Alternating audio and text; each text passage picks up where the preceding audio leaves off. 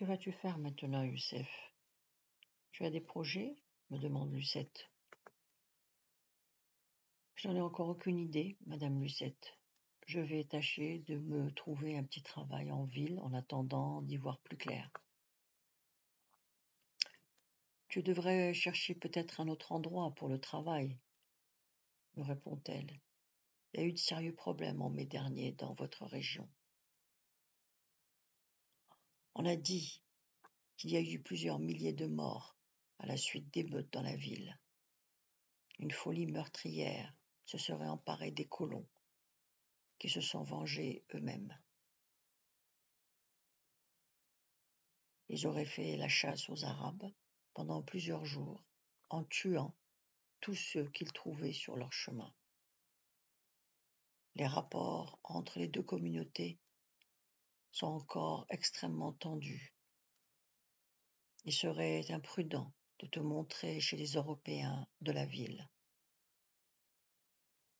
Ma fille a raison, enchaîne le banquier. Tu devrais éviter de prendre des risques en cherchant un travail. Selon ce qui nous a été rapporté, le climat là-bas est détestable en ce moment. Les Européens ont la haine à fleur de peau et se promènent en portant des armes. Il y a fréquemment des actes de violence aveugles dans les rues et des ratonnades organisées le soir. Tout rassemblement de plus de 3 personnes est interdit par les autorités. Il serait préférable d'attendre que les esprits se soient apaisés. Je ne comprends strictement rien à ce qu'il me raconte. Des émeutes chez nous, en mai dernier, c'est impensable. Qu'est-ce que c'est que cette histoire, Dieu du ciel? C'est impossible, voyons, dis-je, en essayant de tempérer leur inquiétude. Ça n'a été certainement qu'une petite altercation qui a été amplifiée comme d'habitude. On nous fait endosser tellement de crimes que l'on a exagéré de nouveau. Mes propos sont accueillis par un scepticisme inébranlable. Je me résous donc à demander: vous êtes vraiment certain de ce que vous avancez? Certain. Cela n'a pas été un incident mineur. Youssef, je peux te l'assurer. Il y a eu de très graves événements qui ont nécessité l'envoi de la gendarmerie. Tout cela nous a été confirmé par des gens de bonne foi. La presse s'est fait l'écho de l'inquiétude des Européens. Certains sont allés jusqu'à parler d'insurrection et ont exigé une répression sévère. Le gouvernement a aussitôt dépêché une commission d'observateurs pour enquêter sur les circonstances des troubles. Il semblerait que la misère soit à l'origine des incidents. Les indigènes auraient pillé des dépôts et des magasins et auraient blessé des Européens. Un observateur a parlé d'émeutes de la faim et a demandé au gouvernement de prendre des mesures d'urgence en faveur des pauvres. Mais je crois qu'il n'a aucune chance d'être entendu. Mon fils avait une vue parfaitement juste des colons. Ils ne veulent rien concéder. Et ce qui leur arrive est entièrement de leur faute. Les pieds noirs ont cultivé les aberrations du colonialisme. Aujourd'hui, ils récoltent ce qu'ils ont semé. Je suis abasourdi par ces nouvelles. Je les reçois comme des coups de massue sur la tête. Des émeutes, des milliers de morts, des ratonnades, alors que ce matin nous étions accueillis avec des fleurs. Pendant que nous combattions main dans la main, on tuait mes compatriotes. Ça ne tient pas debout. J'ai de la peine à imaginer ces événements tant ils me semblent inconcevables par leur gravité.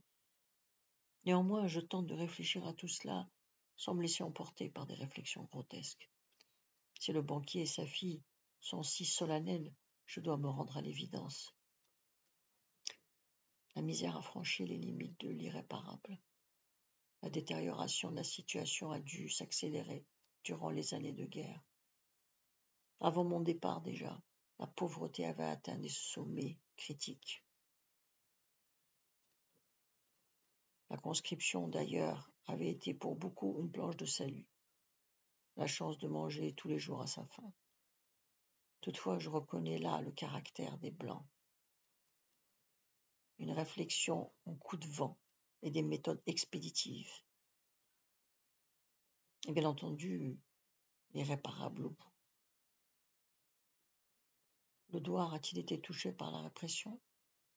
Pas à ma connaissance, ou pas à notre connaissance. Ce sont essentiellement les quartiers périphériques et quelques douars du nord de la ville qui auraient subi le gros des représailles. Mais on peut être sûr de rien. On ne connaît pas le détail, mais on pense que le nombre de victimes est très élevé. La ferme de Marcel a été pillée elle aussi, ajoute Lucette. On lui a volé le quart de son bétail et égorgé une autre bonne moitié. Il paraît qu'il était fou furieux qu'on ait osé s'en prendre à sa ferme. Nous avons entendu dire qu'il a été l'un des principaux meneurs et l'un des défenseurs les plus acharnés de la répression. Dans les circonstances actuelles, me dit le banquier en pesant ses mots, là-bas, je ne pourrais rien faire pour toi qui puisse t'aider. En revanche, si tu acceptes de rester ici, il me sera facile de te trouver une situation, une très bonne situation. Je ne te demande pas de me donner une réponse immédiate, mais de réfléchir calmement à ma proposition. Prends le temps nécessaire. Tu jugeras par toi-même de l'étendue des dégâts. D'autre part, il faut que tu réalises que ton avenir est celui de tes semblables et sans issue, du moins dans une échéance proche. Ce pays, tel qu'il a été et tel qu'il est conduit actuellement, n'a pas d'avenir. Il ne faut pas avoir peur d'entendre la vérité, Youssef. La situation économique est stagnante depuis longtemps déjà. Le boom économique de la guerre n'a été et ne sera qu'une parenthèse. Il n'existe aucun plan de développement industriel prévu pour ta région.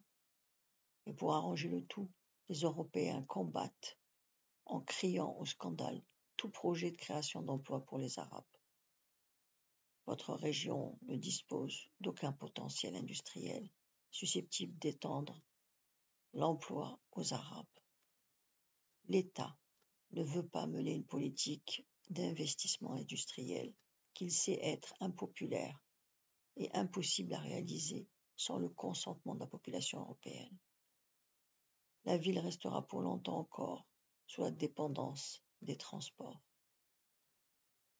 Il n'est prévu rien d'autre pour vous, puisque les emplois administratifs sont réservés aux priorités aux Français. Les Européens, les rentiers du colonialisme, comme aimé à le surnommer Joseph, s'accrochent férocement à leurs petits privilèges. Ils ont peur que les hordes d'Arabes viennent les leur voler. Face à eux, tu n'auras aucune chance de trouver un emploi stable et surtout payé convenablement. Si tu restes là-bas, tu iras grossir les rangs des chômeurs. Mon fils nous avait mis au courant de ta situation. Je sais par lui que tu ne disposes pas d'une terre assez productive pour te faire vivre décemment. Cela est de peu d'importance, parce qu'aujourd'hui tu es seul, mais demain, comment nourriras-tu ta famille si tu fondes un foyer? Si tu consens à venir sur Alger, je pourrais aussi te faire attribuer la citoyenneté française. C'est d'ailleurs la première chose que tu es en droit de réclamer. C'est une absurdité monumentale de vous la refuser. Sans elle, vous êtes condamnés à être les éternels larbins des colons. C'est un droit qui vous est dû. J'écoute sagement le flot de paroles. Je suis un peu dérouté autant par la bienveillance du banquier à mon égard que par ce surprenant point de vue venant de la part d'un Français. Il exprime un jugement qu'il ne m'a pas été donné d'entendre souvent. Le banquier tient des propos identiques à ceux de son fils. Mais ils ont un impact tout autre dans mon esprit. Peut-être parce que j'étais davantage lié à Joseph, et que de ce fait, j'ai eu le tort d'imputer sa perspicacité à son jeune âge. Il n'en demeure pas moins qu'en l'espace de quelques minutes, le banquier est parvenu à me désarçonner et à troubler ma pénible réconciliation avec la terre entière, estimant sans doute sa démonstration incomplète. Il traque mon dernier bastion d'espérance. N'attends aucune largesse de la part de ton oncle. Il ne déboursera rien pour toi. Je m'excuse d'en venir sur ce terrain au risque de paraître indiscret ou de me mêler de ce qui ne me regarde pas. Mais je me dois d'être franc avec toi. Il est temps pour toi de regarder la réalité en face et de songer sérieusement à ton avenir. Mon fils avait des projets pour toi, et je ne fais que suivre ses volontés. Il ne m'aurait pas pardonné non plus un manque de franchise envers toi. Je ne prétends pas connaître tout ce que referme la nature humaine. Loin s'en faut. Pourtant, j'ai appris à évaluer les qualités des gens que je rencontre. Et je peux t'affirmer que ton oncle n'agit que pour son intérêt. C'est un arriviste de très grande envergure et qui n'a aucun scrupule à exploiter son entourage. Il utilise le plus naturellement du monde les moyens les plus méprisables et les plus vils pour arriver à ses fins. Dans son esprit, tu ne comptes pas plus qu'une charge ou un investissement dans son carnet des bénéfices. Mon père est dans le vrai, Youssef, reprend Lucette. Si tu as été appelé sous les drapeaux, tu le dois à ton cher oncle. Marcel est intervenu auprès du colonel pour exempter toutes les personnes inscrites sur la liste soumise par ton oncle. Il t'aurait exempté aussi si ton oncle n'avait pas insisté pour que tu sois enrôlé. Il disait que cela ferait bon poids et serait bien vu par les autorités si les douars participaient à l'effort de guerre. De plus, je crois que ton oncle tenait absolument à ce que tu sois du convoi. Je serais incapable de t'en fournir la raison, mais une chose est sûre, ton oncle t'a joué un mauvais tour. Tes sentiments à l'égard de ton oncle ne doivent pas t'égarer. L'armée aurait pu facilement ignorer l'existence de votre douar et fermer les yeux sur ton cas. Il suffisait pour cela d'une simple intervention de sa part. Il a souhaité que ceux qui ne lui étaient pas indispensables partent faire la guerre, et il a fait réformer tous les autres. Malgré la pertinence de ces analyses, je ne peux prendre cette remarque au sérieux. Il cite un exemple réel, mais qui sonne faux dans ma tête. Mon expérience récente m'a enseigné qu'en période de conflit, il est dangereux de vouloir passer outre la volonté de l'armée. En me souvenant de la hargne avec laquelle elle récupère les récalcitrants, il ne m'est pas possible d'admettre le système du copinage. Nous vivons dans un pays où le passe-droit est certes monnaie courante, mais de là à l'étendre au domaine des prérogatives militaires, je m'y refuse. Des hommes ont payé de leur vie en ayant tenté d'échapper à leurs obligations militaires. D'autre part, je reconnais volontiers l'ambiguïté du cas de mon oncle. Je ne m'explique pas de quelle façon ses proches ont contourné la loi de mobilisation. L'armée était intraitable. Pourtant, il est vrai que quelques membres de la famille s'en est tirés. Ainsi, parmi tous les hommes du douar enrôlés, certains ont pu regagner leur domicile durant l'entraînement. C'est le seul doute que le banquier a pu obtenir.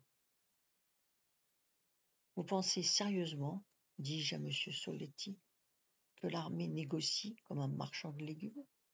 Je ne le crois pas. L'armée avait besoin de tous les hommes valides.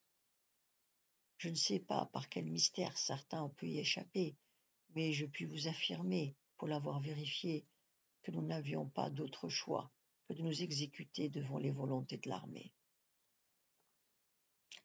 Je comprends ta réaction, me dit-il.